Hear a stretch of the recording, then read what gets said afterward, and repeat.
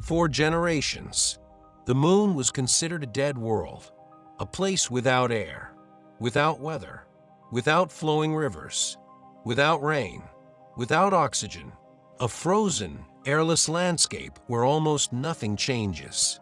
For billions of years, scientists believed the lunar surface was simply too dry, too cold, and too chemically inactive for one familiar process to occur: rust.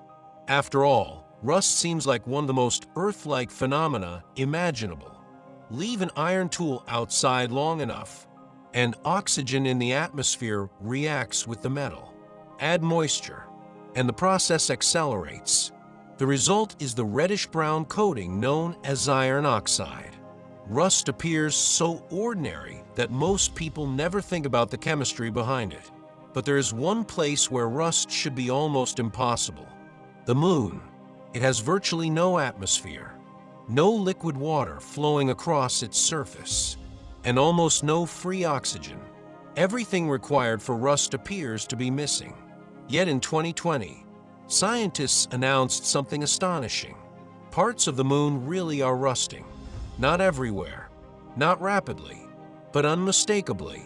The discovery challenged decades of assumptions about lunar chemistry and raised a fascinating question. How can a world with no liquid water slowly produce one of Earth's most familiar chemical reactions? To answer that question, we first need to understand what rust actually is. Rust is not simply dirt coating metal. It is the product of oxidation, a chemical reaction in which iron atoms combine with oxygen.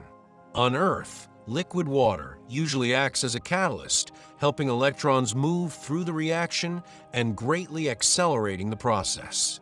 That is why cars rust, bridges rust, ships rust. Moisture and oxygen constantly attack exposed iron. Remove either ingredient, and rust becomes much more difficult.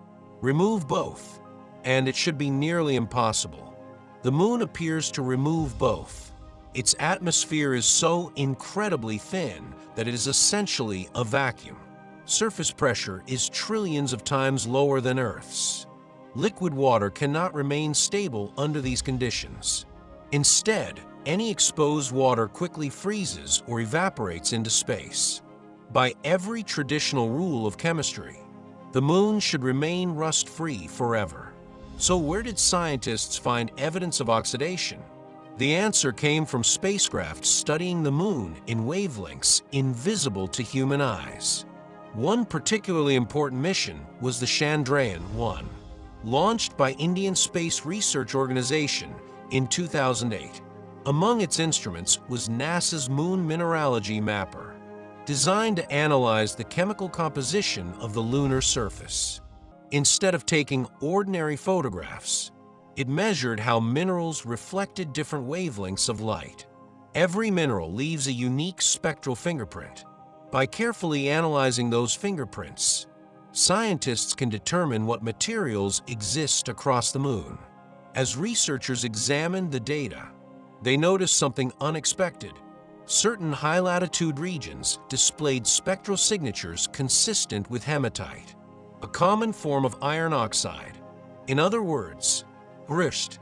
The signal appeared strongest on the side of the moon that permanently faces Earth, particularly near the lunar poles.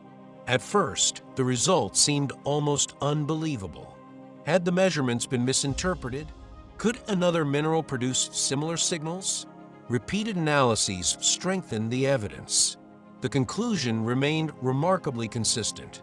Hematite really appeared to exist on portions of the lunar surface. But where could the oxygen have come from? This is where the mystery becomes even stranger. Although the moon lacks its own substantial atmosphere, Earth possesses one, and surprisingly, tiny amounts of oxygen from Earth's upper atmosphere continuously escape into space. Most drift away forever, but some follow Earth's magnetic field, several days each month.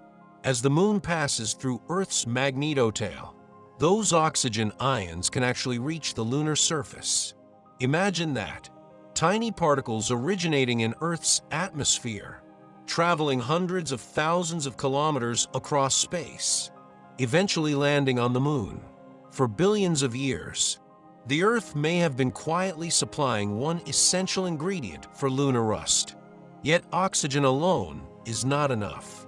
Rust also generally requires hydrogen to be absent or limited because hydrogen tends to reduce iron oxides rather than allowing them to form. Curiously, the lunar hemisphere facing Earth receives slightly less bombardment from hydrogen carried by the solar wind, while inside Earth's magnetic tail. That creates a unique chemical environment. Less hydrogen, more oxygen, conditions that become slightly more favorable for oxidation. Still, another problem remains. Where does the water come from? Although the moon has no rivers or lakes, it is not completely dry. Over the past 2 decades, multiple missions have revealed traces of water molecules and hydroxyl compounds across parts of the lunar surface.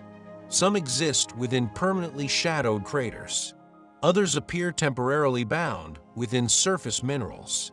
Micrometeorite impacts may also deliver tiny amounts of water.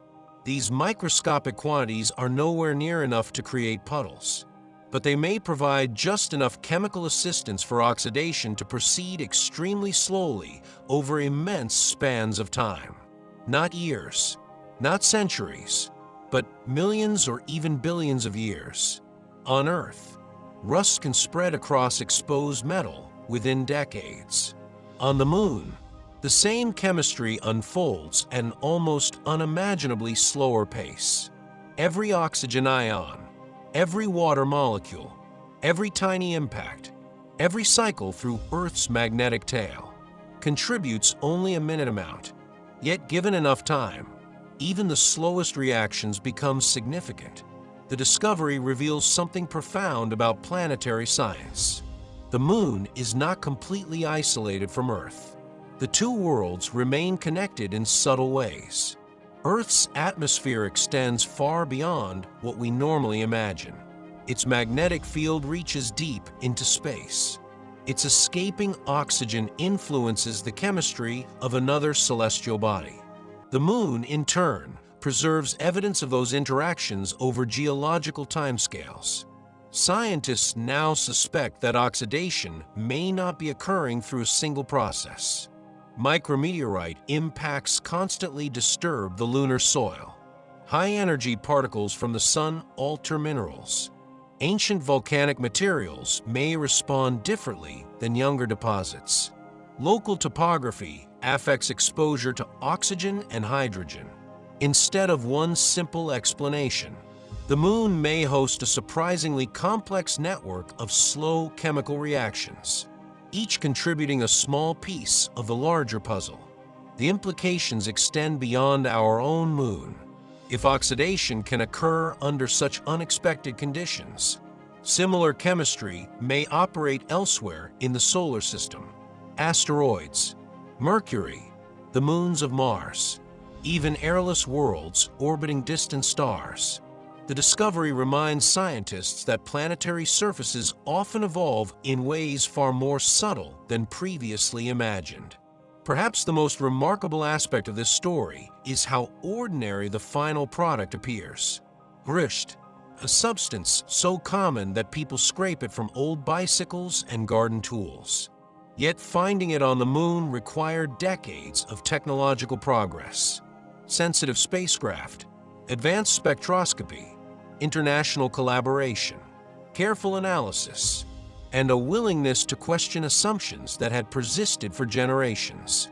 Because science often advances not by discovering entirely new phenomena, but by finding familiar ones in completely unexpected places. The moon has always seemed silent, frozen, unchanging, but beneath that appearance, chemical reactions continue. Atoms continue moving. Minerals continue evolving. Even without rain, without rivers, without breathable air, time itself becomes the driving force. And perhaps that is the deeper lesson hidden inside the mystery of lunar rust. Nature rarely follows the simplest expectations. Give the universe enough time, enough energy, and enough opportunity, and chemistry finds remarkable ways to happen. Even on a world where rust should have been impossible, the Moon is not becoming Earth. Its surface remains one of the harshest environments in the solar system. But somewhere near its poles, under an airless sky, tiny grains of iron have been quietly reacting with oxygen that drifted all the way from our own planet.